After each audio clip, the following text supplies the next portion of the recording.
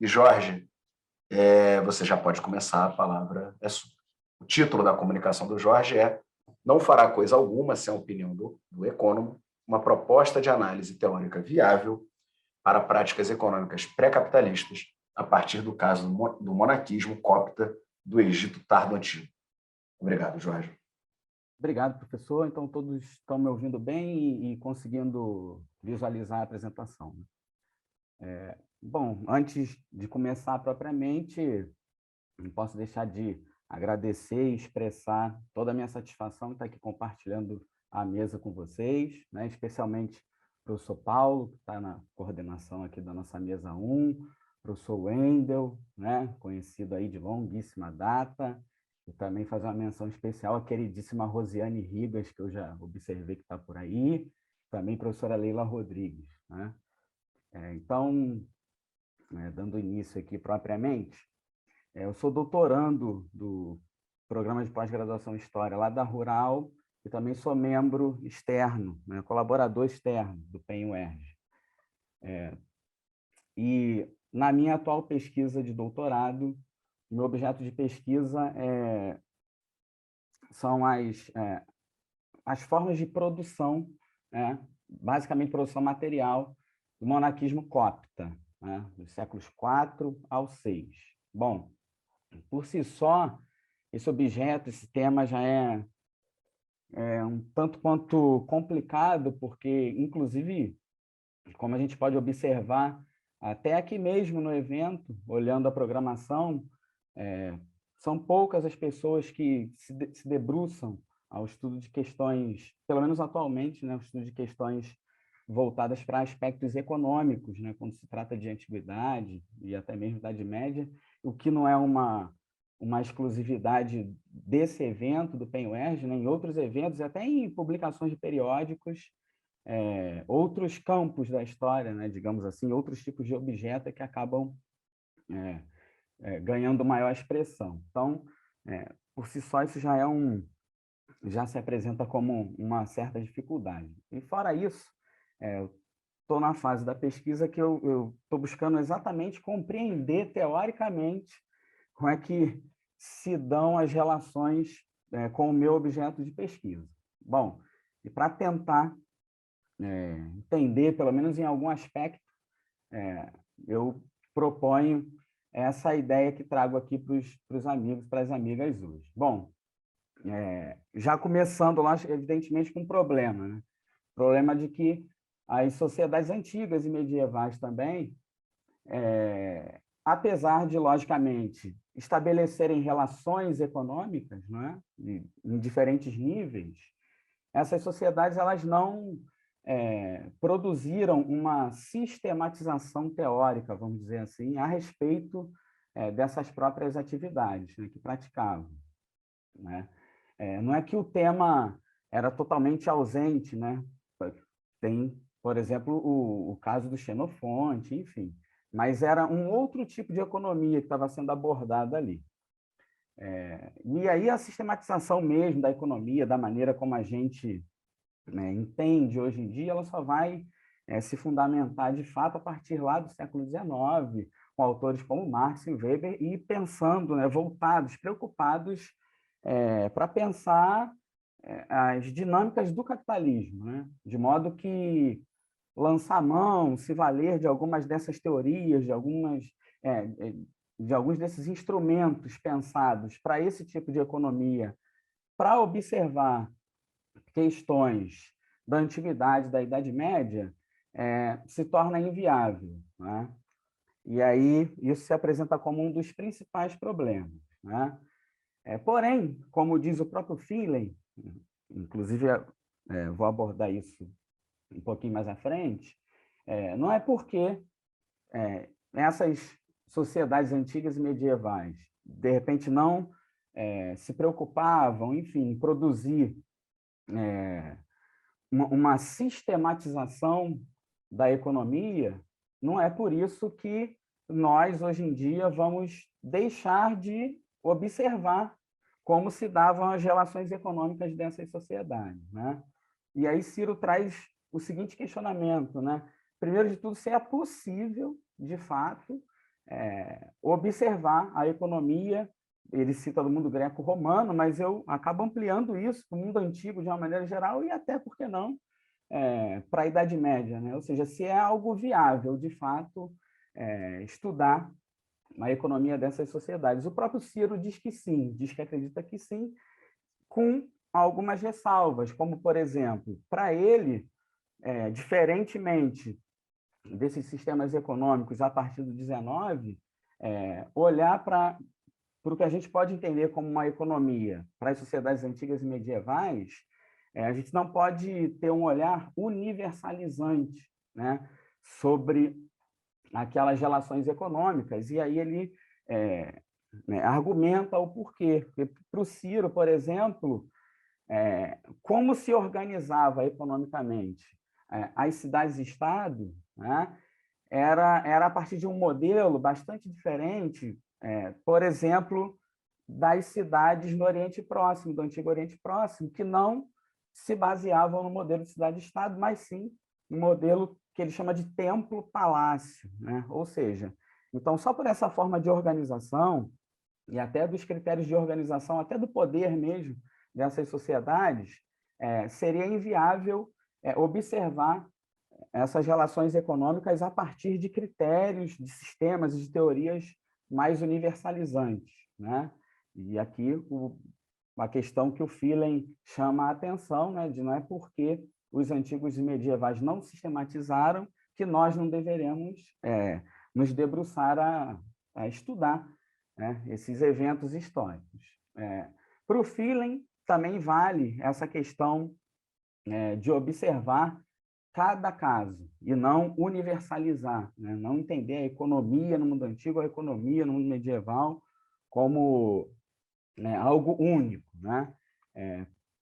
O Philem já aponta para outras questões, diferentemente do Ciro, né? Com a questão da diferença entre a cidade-estado, né? Que é a polis civitas, no caso da Grécia e Roma, e o templo-palácio. Para o caso das civilizações orientais, o Philem ele já mostra essa necessidade de um olhar mais específico a partir de outros critérios, né? Porque ele percebe que, por exemplo, em termos econômicos, existe uma relação que ele chama de parasitária entre Roma e as suas cidades satélites, na medida em que Roma acaba, de alguma maneira, devolvendo para essas cidades satélites, em forma de serviços e de estruturação urbana, as rendas que ela mesma acaba recebendo, em forma de tributos ou de doações, né?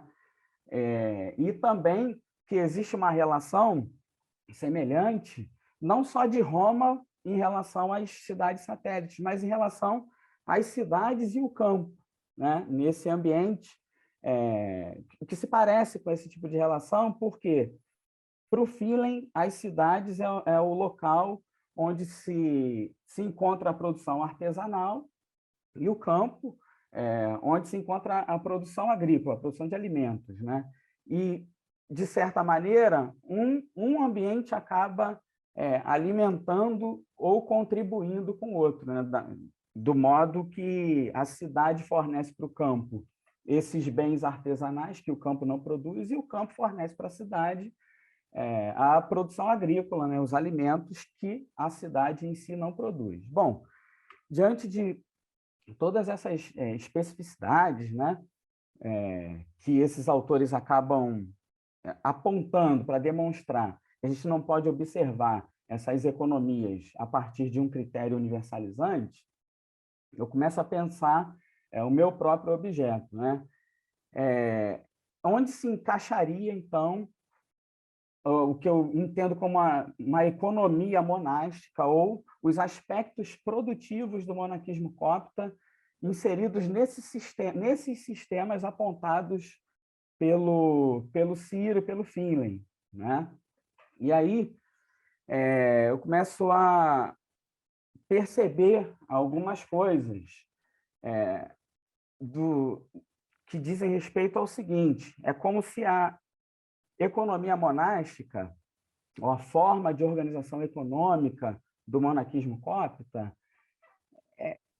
existisse apesar de inserida nesses contextos, ela existe à parte, né? Ou de maneira apartada, né? Por quê? Porque esses mosteiros ou esses centros monásticos, né, lauras, enfim, ou celas de anacoretas, elas acabam ficando por fora desse sistema, porque, por exemplo, no caso do parasitismo entre as cidades, o mosteiro ele se encontra do lado de fora, né? A própria essência da anacorese, né? Aqueles sujeitos que estão fora da corá, né? Daquela área urbana das cidades, enfim. Então, o mosteiro é um lugar que se encontra afastado, né? Apartado do ambiente ali dessas cidades. Então, isso por si só já acaba sendo um elemento que talvez permita pensar numa especificidade, né, própria para se entender o aspecto produtivo ou como se organizava essa economia monástica no Egito Cópita, né?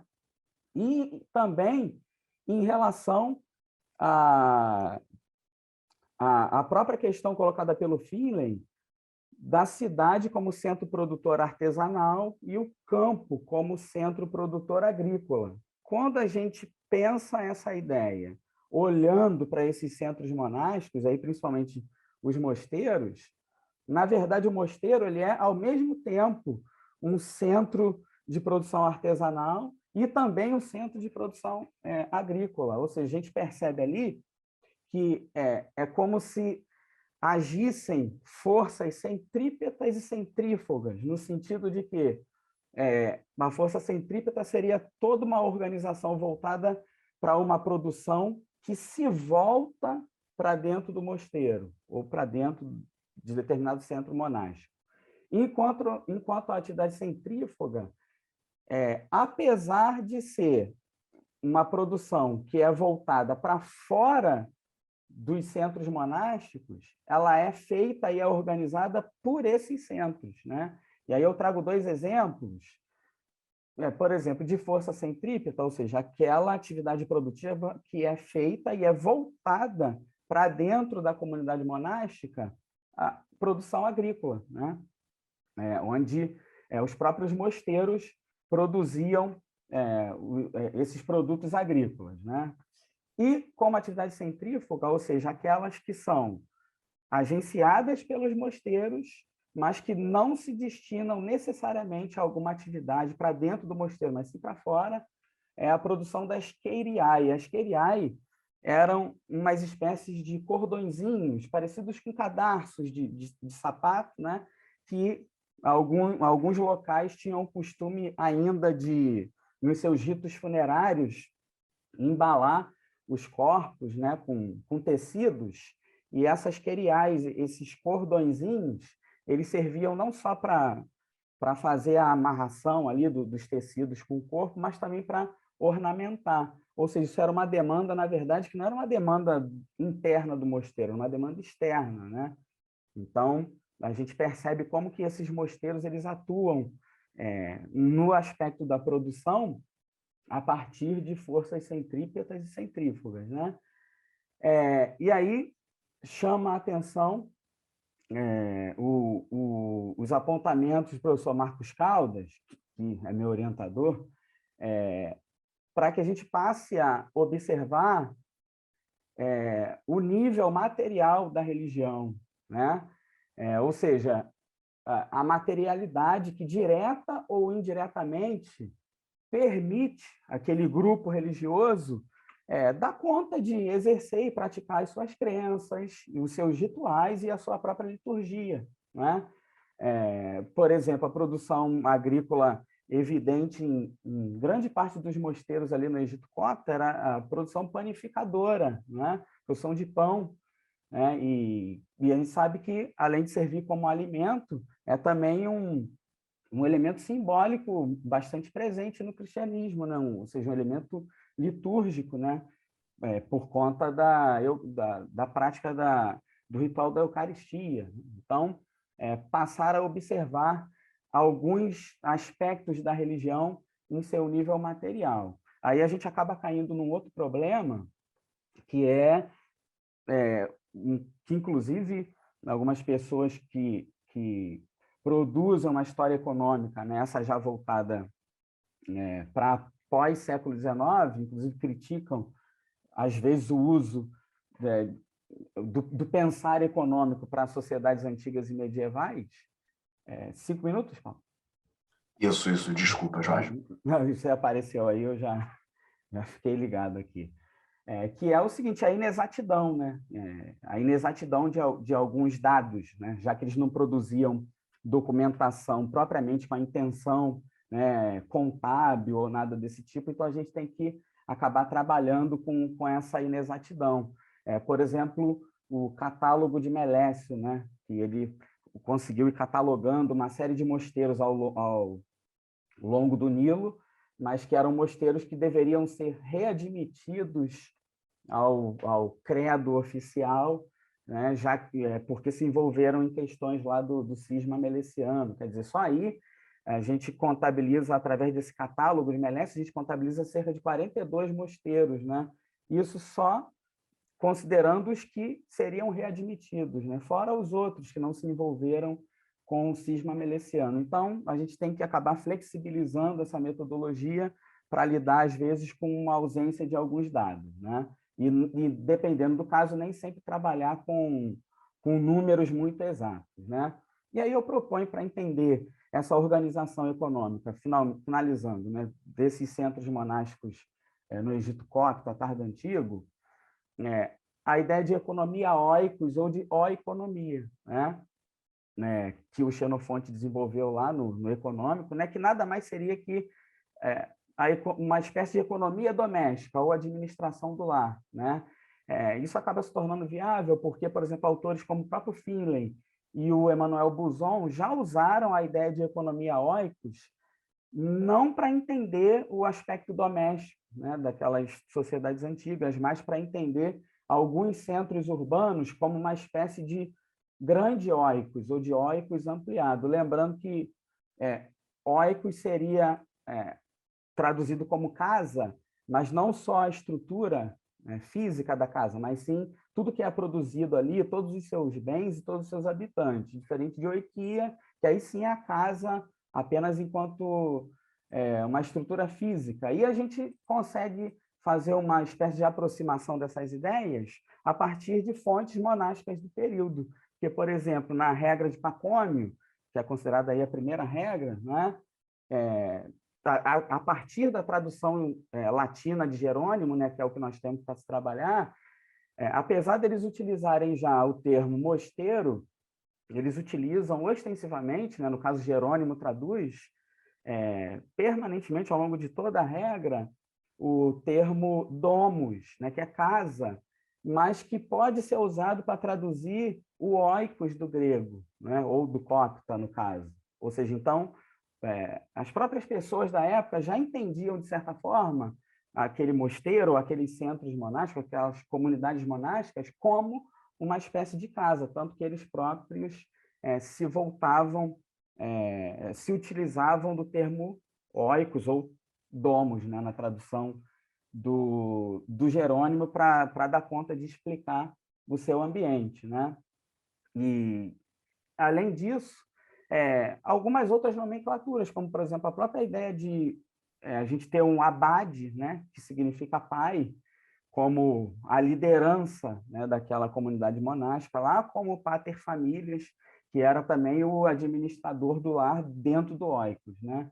E essa questão que está no título, né, não fará nada sem a opinião do ecônomo, para ver a importância desse sujeito, que era inclusive chamado de ecônomo, né, de fato, né, que era uma espécie de administrador de bens materiais, né, do mosteiro, onde, se o abade cometesse algum tipo de falta e que fosse repreendido pelos outros membros da comunidade, ele seria interditado de tomar decisões que não passassem pela salvaguarda da decisão do ecônomo, né? Então, ou seja, aparecendo aí até como uma figura importante de autoridade aí. E, finalizando, eu entendo que isso acaba servindo para a gente conseguir ampliar aquela ideia de fugamundi, né, que às vezes a gente encontra em alguns textos de maneira bastante carregada de idealismo religioso, né, como se aquelas pessoas fossem tomadas por um fervor piedoso muito grande, mas a gente pode entender essa fugamundi também, a partir desse nível material da religião,